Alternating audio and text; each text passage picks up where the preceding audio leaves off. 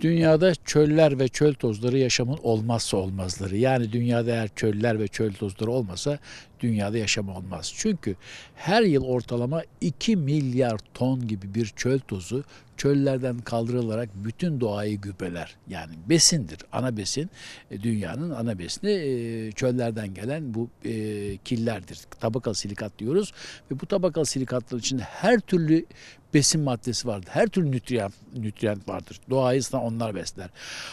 Sürekli de gelir zaten çöl tozları hep vardır ama Mart sonu ile Nisan'ın ilk yarısı bu sağlık açısından tehlikeli bir döneme girer. Şu anda itibaren, pazartesi salıdan itibaren biz ciddi anlamda yoğun bir döneme giriyoruz.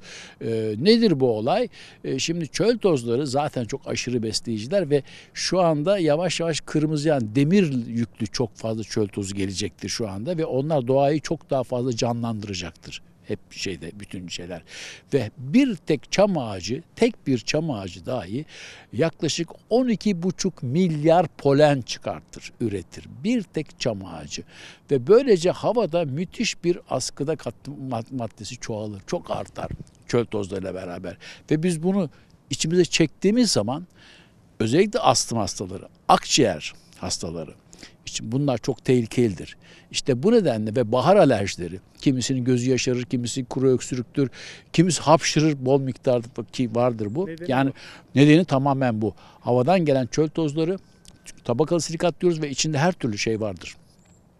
Nütriyent vardır ve gelen bu çöl tozu havanın ısınmasıyla beraber doğayı canlandırıyor. Doğayı gübreliyor. Doğa bir anda fışkırıyor. En başta çam ağaçları olmak üzere ve diğer bütün ağaçlar olmak üzere ve havada müthiş bir polen üretim başlıyor. Tabii hem çöl tozları yani tabakalı silikat hem bunlar havada müthiş bir askıda katı maddeye neden oluyor havada ve biz bunu soluyunca sürekli olarak işte ya burnumuz kaşınır, hapşuruyoruz, kuru öksürük oluyor ama asıl sorun astım ve akciğer gibi sorunu olanlarda ve bunlar mutlaka bu 3 hafta boyunca partikül tutucu maske takmaları gerekiyor. Mutlaka. Yani bu 3 hafta Nisan'ın 20'sine kadar bunlar tutucu maske takması gerekiyor. Çünkü hatırlayın pandemi döneminde bütün rekorlar hep Nisan ayının ilk haftasında kırıldı. İlk yarısında kırıldı. Bütün hastalık vakalar böyle peş peşe. Çünkü işte bu gelen çöl tozları bir anda havada çok yoğunlaşıyor. Spor polenlerle beraber ve havada askıda katı madde çok fazla olduğu için özellikle ve bir anda işte sağlık açısından bizi tehlikeli bir döneme sokuyor.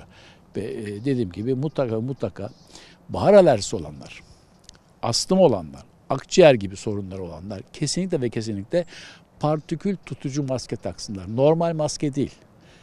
Ama bulamıyorsun normal maske takılsın. Şimdi önümüzdeki haftadan itibaren çamur yağmaya başlar. Çünkü çok yoğunlaşacak havada Sahra çölü tozu. Çok aşırı yoğunlaşacak ve zaten kırmızı yağar. Yani genelde Nisan başlarında kırmızı yağar ki kırmızı demirdir zaten. Doğanın da ana elementi demirdir zaten. O ne kadar çok yağarsa ki atalarımız ona bereket yağıyor derler.